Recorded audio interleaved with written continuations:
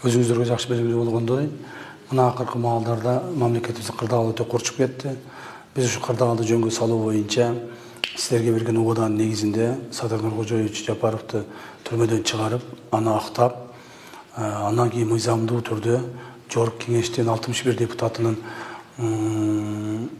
берген добушунун негизинде Садыр Жапаровду жаңы премьер-министр кылып дайындадык. Эми ошону дайындагандан кийин мамлекетибиз кайрадан ушунчалык чоң ызычуудан кийин кайрадан ушу мыйзамдуу талаак алып келип, ошо мыйзамдын негизинде гана аракет кылайлы деген үмүтүбүз бар жана ошону гана жасап атабыз. Биз бир дагы мыйзамсыз иш жасаган жокпуз. Мыйзамсыз бир кароолчуну дайындаган жокпуз. Ошондуктан бүгүнкү күндө бардык иштер мыйзам чегинде болуш керек. Ошол эле мезгилде биз мыйзам чегинде жүрүшүбүз керек, мыйзам чегинде аракет кылышыбыз керек, жана ошо кайтышыбыз керек деген маалда көптөгөн саясий күчтөр, кээ бир партиянын өкүлдөрү, мына Сурабалдиева, Токтогазиев дегендер, Токтогазиев бир 200 адам чогултуп алып эле тигил площадьтан өзүн премьер-министр деп жарыялап жүрөт. Бул деген биринчиден маңкурттук, акылы жоктук болуп эсептелет. Экинчиден эң негизгиси мамлекет ойлобогондук. Мамлекетибиздин биримдиктүүлүгүн, мамлекетибиздин тынчтыгын сактоо биздин милдетибиз. Бүгүнкү күндө ар кандай кызмат орундарына чуркап, же болбосо ошо бошогон кызмат орундарын талашып, мал мүлккө талашкандардын бардыгы бул каразгөйлөр.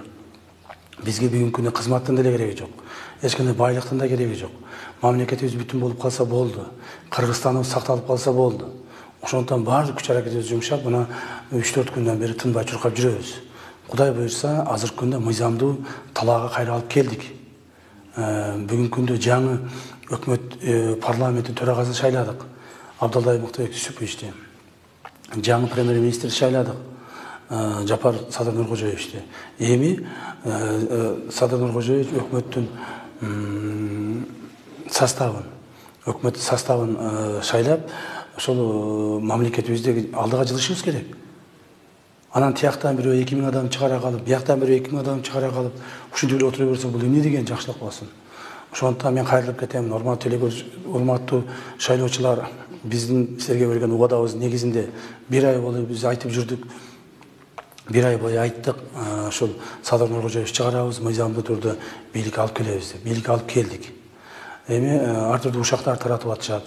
Бизди Матраевдер менен бирге экен деп атышат, жана башкаларды айтып атышат. Ал маселе калп. Мунун бардыгы провокация. Каякта Матраевдер? Матраевдердин бардыгы качып кетти. Жок азыр мамлекетибизде. Мурдагы президент дагы качып кетти. Мурдагы президент дагы жок азыр мамлекетте, көрбөй атабыз. Ошондуктан азыр мыйзамдын чегинде гана аракет кылышыбыз керек. Ар түрдүү топторго бөлүнбөстөн, провокацияларга бөлүнбөстөн, бири-бирибиз менен чабышпастан бир мамлекетти сактап калышыбыз керек. Эгерде андай кылбай турган болсок, мына ар түрдүү күчтөр башын көтөрүп атат. Куралдуу күчтөр чогулуп атышат. Ар жактан кандай уюмдардан акчалар келип атат деп атат, куралдар келип атат деп атат. Эгер мунун бардыгын чогултуп турса, коомубуз мындан да жаман болуп жарылышы мүмкүн. Ошондуктан мен биздин шайлоочуларыбызга, кыргызстандык мекендештерибизге баарына кайрылып кетемин. Баарыңыздарга, ар бириңиздерге Кыргызстан керек болсо, ар бириңиз аракет кылыңыз. Ар бириңиз аракет кылыңыз. Кылган аракетибиздин бардыгы мыйзам чегинде болушун каалайт элем.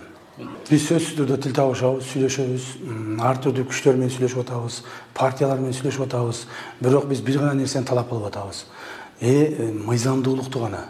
Мыйзамдан чыгып, кээ бирлери айтып атышат, баарын таштап коюп, убактылуу өкмөт кайрадан түзөйлү деп атышат. Кээ бирлери айтып атышат, координациялык кеңеш менен биз өкмөт түзөйлү деп атышат. Жок, андай болбош керек. Биздин бүгүнкү күндө парламент бар, иштеп турган. Ошо иштеп турган парламентте депутаттардын каалоосу, депутаттардын добуш берүүсү менен гана мыйзамга киришибиз керек.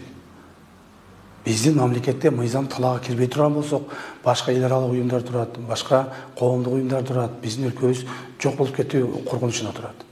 Ошондуктан биз бардык күчтөр менен, бардык саясий күчтөр менен жолугушуп, сүйлөшүп, ушул мамлекеттин бүгүнкү тынччылыгын сактап калабызга деген чоң ойдобуз, үмүттөбүз.